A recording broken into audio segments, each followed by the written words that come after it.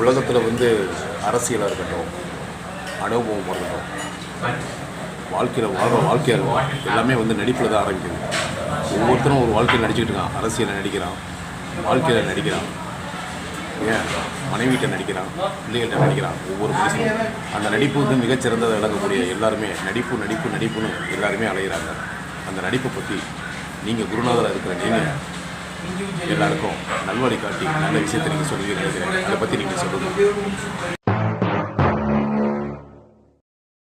தமிழில் இயல், இசை, நாடகம் என்ற பகுதி உள்ளது.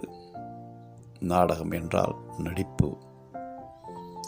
மனிதன் நடிக்கின்றான், மனைவியுடன் நடிக்கின்றான், அரசியலில் நடிக்கின்றான், நாடகத்தில் நடிக்கின்றான், சினிமாவில் நடிக்கின்றான். இதனை பற்றி கேள்வியை எழுப்புகின்றீர்கள். தனி மனிதன் தன் உள்ளார்ந்த உண்மையை அனைத்தையும் வெளியில் சொல்ல முடியாது.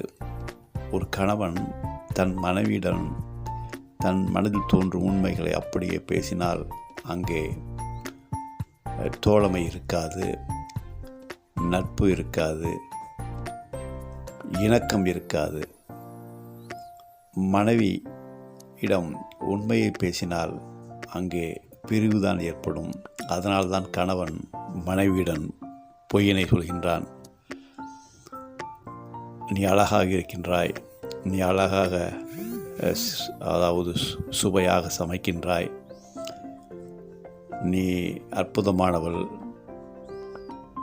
நீதான் உலகத்திலேயே சிறந்த அழகி, நீ அருமையாக பேசுகின்றாய் என்று அவன் யதார்த்தத்தை மீறி மிகைப்படுத்தி பேசுகின்றான். இது பேச்சு நாடகம், பேச்சு நடிப்பு.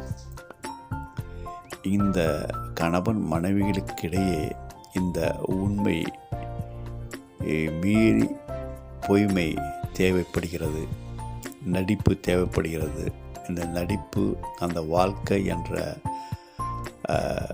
ஒரு வாகனத்திற்கு ஒரு சிறு எரிபொருளாக தேவைப்படுகிறது. இல்லை என்றால் அந்த வாழ்க்கை இணக்கமற்று மாறிவிடும். அதனால்தான் கணவன் மனைவியிடம் நடிக்கின்றான்.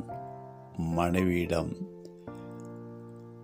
நடிப்பதற்கு காரணமே வாழ்க்கை இணக்கமாக செல்வதற்காகத்தான்.